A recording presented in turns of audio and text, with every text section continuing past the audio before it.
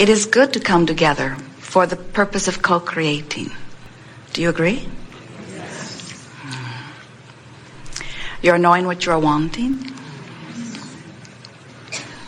An evolving thing, yes. You are enjoying the expansion of your own desire. You're coming to realize that you've come forth into this leading edge time-space reality for the purpose of experiencing the variety which will cause that expansion, that joyful expansion. You think that you came with plans that now it is your responsibility to realize? Or do you think that you came as the maker of the plans? We want you to begin to see it that way. We want you to realize that you are source energy in this physical body. And as you begin to remember that you are source energy in a physical body, and as you begin to reach for that realignment now that you are here in this physical body, now you'll begin to live life in the way you intended as you came forth into this physical body. I want to explain that to you in a little fuller fashion, because once you get the sense of who you are, then you can get about doing what you came to do. And we want you to realize that what you came to do was not something that was pre-described by someone else or even pre-described by yourself at another level. You came forth for the leading edge experience of attracting new information to help you make new decisions. You are very old, very clear, very wise, very source beings. And you know from that broader vantage point that you are eternal, that there will be no cessation to that which you are.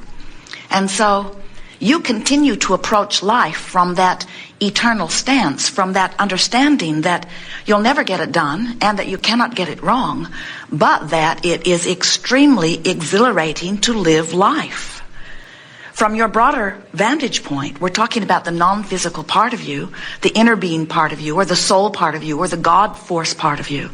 You know that there is no ending to that which you are. And you also know, because there is no ending, in other words, that's why the name eternal fits so well. You cannot be finished and be eternal at the same time. Eternal means continuing and expanding. So from that broader non-physical perspective, you not only know that you are eternal, but you joyously continue to project yourself into situations where new desires can be born. You so understand the eternal nature of all that is. So as you made the decision to come forth from non-physical into this physical body, you knew that there would be variety, contrast, a lot to choose from, and you knew that from your vantage point of self, which everyone has, that you would come to clear conclusions of that which would be of the greatest benefit to self. You knew that it would not be possible for you to stand in the middle of any situation and not come to a clear understanding that I don't like this and that I would prefer this and that this feels better to me than this. In other words, you just cannot stop deciphering at all levels of your being. And you knew before you came into this physical body that when such a determination was born within you, or that a desire was born within you, or a preference was born within you, you knew and rejoiced in the idea that the universe would then expand because of that experience and that new desire. You also knew that the larger part of you would become that new idea. Now, this is something that we do not think that many of our physical friends, even leading edge friends like you, fully understand. Most humans don't get it, that you were our source energy before you came into this physical body, and that now that you are in this physical body, your environment is calling more desire from you. And that when that happens, source immediately becomes the vibrational essence of that new idea. In other words, when you don't have enough money and you want more money, the non-physical part of you becomes the liver, beer, receiver of that more money. It goes to what we lovingly call your vibrational escrow, where the source energy part of you abides and bees and calls you to it. We've written a book that has the best title, we believe, of any book ever written because it speaks to the eternal nature of your being. And the book title is Ask and It Is Given. And now we would like to expand that book title in an even more exaggerated, precise form to say, not only when you ask is it given, but when the physical part of you asks for something, the non-physical part of you becomes it. Not only is it given, the larger part of you already is it, begins offering the vibration of it, and begins in that moment, or better said, continues to call you to the vibrational escrow that you have been creating even before you got here in this physical body, that just has expanded as a result of what you have just lived here in this physical body. The expanded version of you is always calling you. And when you go, or when you point in the direction of going, you feel good. When you really go with that expanded version, you feel passion. You feel exhilaration. You feel enthusiasm for life. When you turn in opposition to that, when you keep beating the drum of where you are or where you've been, when you keep justifying why you want to be over there by pointing out that you're over here, as you're pointed in opposition to that, you don't feel so good. In other words, when you go with that flow, that is source energy and that is the expanded version of you, you really, really feel it. Can you imagine going down to the river's edge, a very fast-moving river, with your canoe or rowboat or raft, and as you put your boat into the water with your oars in it, you deliberately turn it upstream and begin paddling. Now, whether you believe it or not, we have to tell you that most humans do exactly that. You get in the stream, you point upstream, and you start paddling very hard against the current, trying to make headway against the current. And we say to you, why not turn your boat with the current? And humans say, in a variety of different explanations, but Abraham, that just seems lazy. And we say, but how long can you keep this up? And you say, I don't know, I'm still working on it. And then we say, but just let go of the oars and let the current just carry you. And then you say, everyone I know is paddling upstream. It's just what we do. Our trophies and monuments are given to those who learn to paddle best against the current. And we say, but how long can you keep that up? And you say, I don't know, I'm still working on it. I'll let you know. But for now, I've developed some really good muscles and some really good techniques. And I use others who are suffering equally as measurement to know how well I'm doing. And I have to tell you, I'm holding my own. It's hard. It's hard. It's hard, Abraham. But I know that it is worth it. It's worth it because all of the trophies and all of the rewards are offered for those who struggle. Those who turn and go with the flow, they are not given any rewards. They are just seen as lazy, ne'er-do-wells. And I have heard that there are many more rewards after I die. So I'm willing to endure the discomfort. And we say, but how long can you keep that up? And we want to say to you, you may keep it up all of the days of this life, but when you croak, you no longer keep it up. When you croak, you go with the flow. And in other words, that flow is so powerful.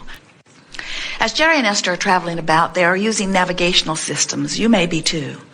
They have 4 different ones in 4 different vehicles now. Garmin is their new all-time favorite.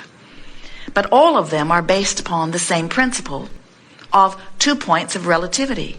The system knows where you are, and you program in where you want to go, and then it designs a route and gives it to you verbally and visually to get you from where you are to where you want to be. Magellan never ever says to them, what in the world are you doing there? Or, you've been there far too long, now I'm not going to tell you. Or, you missed your window. The route was planned for you and you didn't take it, and now it's just too late. You're stuck there forever. Magellan never says to them, you are in an unworthy place. See if you can't move to a more worthy place, and then we'll talk to you. In other words, it's just straightforward. Where am I in relationship to where I want to be? And the system just gives new information. Constant new information. You have a guidance system within you that operates on the same principle of 2 points of vibrational relativity. But in order to understand your guidance system, first you must understand that you are non-physical energy eternally. And that part of you is the strongest vibrational aspect of you, far greater than who you are in this physical body. That's that old, wise culmination of all that you have become. That's God force. That's source energy. And that's the non-physical part of you, and it is pulsing constantly with a signal that is undeniable. Now, the other signal is you here in your physical body. An extension of that non-physical energy. A portion of that consciousness is here in this physical body. And those 2 points of vibrations, the physical you and the non-physical you, are vibrationally playing off of one another constantly. When you find a thought or speak a word that is a vibrational match to who you really are, you are really going with the flow, and you can feel the flow. It feels like love. It feels like appreciation. It feels like joy. It feels like alignment with that which is source, and it is. But when you find hate or rage, or those feelings of fear or depression that feel like disempowerment, or not so bad feeling ones like frustration and overwhelmment, any of those emotions that feel what you describe as negative emotions, every single time are indicating to you that whatever it is you're focused upon right now, that you're beating the drum of, that you've got a vibration within you activated about, has got you running cross current of your stream. In other words, your stream is calling you this way, and you're trying to go this way, and you're feeling the tug of war. That's what negative emotion is. So positive emotion is going with the flow. Negative emotion is going against the flow.